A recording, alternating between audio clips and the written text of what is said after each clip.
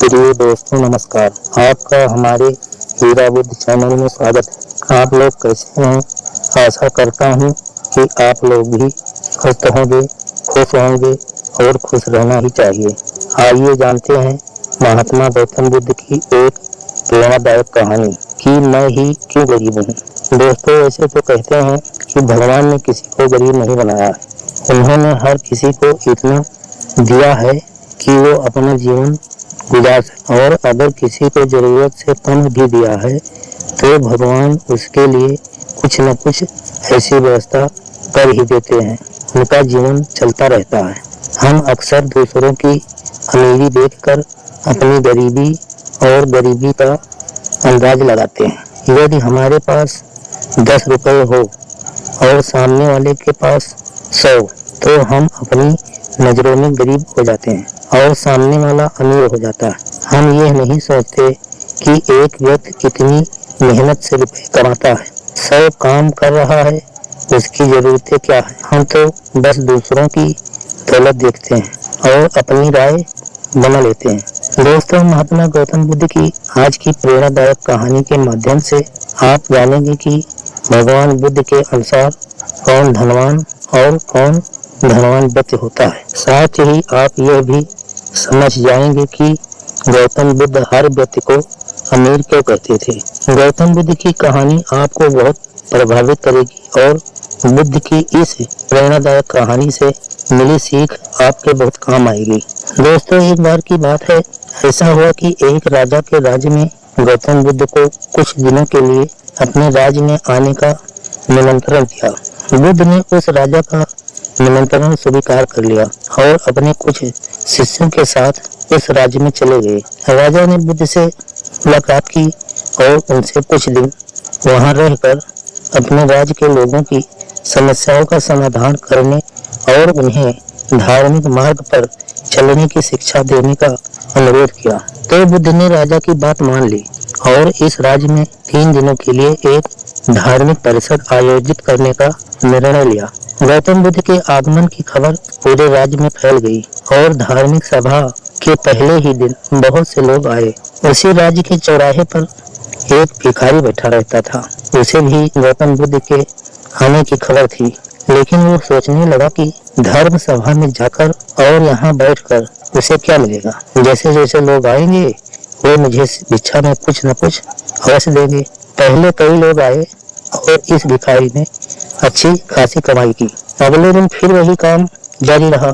भिखारी ने भीख मांगने के साथ साथ यह भी देखा कि धार्मिक सभा में जाते समय लोग उदास और दुखी रहे और उन्होंने उन्हें कुछ दिया भी नहीं। हर एक आदमी जब वो बुद्ध से मिलकर आता है तो बहुत खुश दिखता है और खुशी खुशी भिक्षा भी देता है। यही सोचते सोचते दूसरा दिन भी बीत गया।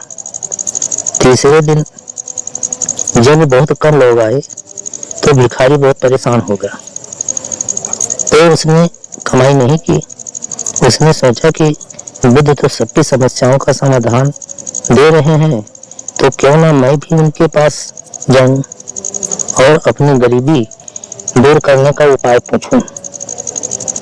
ऐसा सोचकर वह भी धर्म सभा में गया, लेकिन वहां लंबी कतार थी। बड़ी मुश्किल में उनकी बारी आई। बुद्ध के पास पहुंचकर उसने प्रणाम किया और कहा, प्रभु, इस गांव में सभी लोग सुखी हैं और सभी लोग धनवान तथा सुख सुविधा संपन्न हैं, फिर मैं गरीब क्यों हूँ। गौतम बुद्ध जी ने कहा, तुम गरीब हो क्योंकि तुम हमेशा दूसरों से मांगते रहते हो, लेकिन कभी किसी को कुछ नहीं देते हो। भगवान बुद्ध ने उस भिखारी को देखा। आपको लगता है कि लोग तुम्हें भीख में बहुत सारा धन देंगे, लेकिन आप किसी को बदले में कुछ भी नहीं देना चाहोगे। यह सुनकर भिखारी बड़े आश्चर्य से बोला, हे प्रभु, क्या मैं लोगों को कुछ दूंगा? मैं भीख मांग कर ही गुजारा कर रहा हूँ। मेरे पास देने के लिए आखिर है क्या? बुद्ध कुछ देर के लिए चुप हो गए और कुछ देर रुककर बोले, तुम बहुत मूर्ख हो। भगवान ने तुम्हें और हम सभी को किसी को देने या दूसरों के साथ बांटने के लिए बहुत कुछ दिया है। आपने एक मुस्कान दी है जिसे आप दूसरों के साथ साझा कर सकते हैं और उन्हें आशा और उम्मीद दे सकते हैं। तुम्हें आवाज दी गई है जिससे तुम मीठे बोल बोल कर लोगों की प्रशंसा कर सकते हो।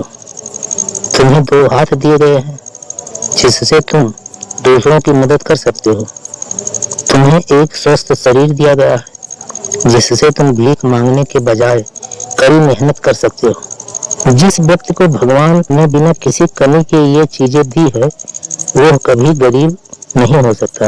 आप सिर्फ अपनी सोच के कारण गरीब हैं। जैसे कि आप इस सोच से बाहर निकलेंगे आप खुद को दूसरों की तरह अमीर समझने लगेंगे और आपकी जिंदगी भी बेहतर हो जाएगी।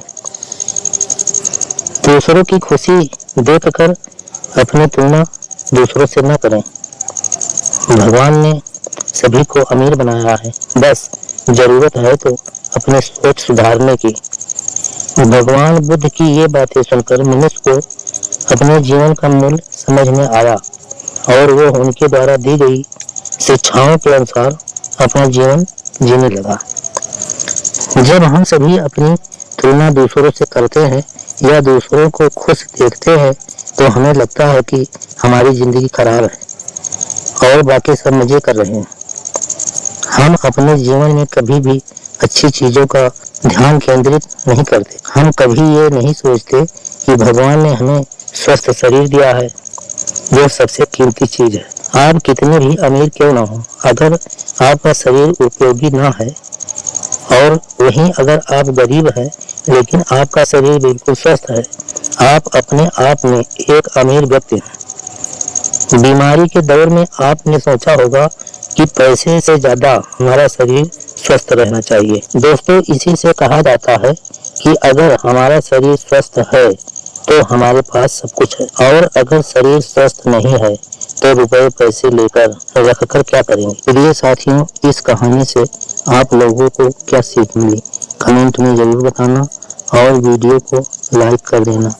आपके एक लाइक से हमें बहुत खुशी प्राप्त होती है। इस वीडियो को अपने मित्रजनों को भी शेयर कर देना जिससे उनको भी ज्ञानवर्धक सीख मिल सके। वीडियो देखने के लिए धन्यवाद। चलो फिर मिलेंगे अगले वीडियो में। जय हिंद, जय भारत, नमो बुद्धाय।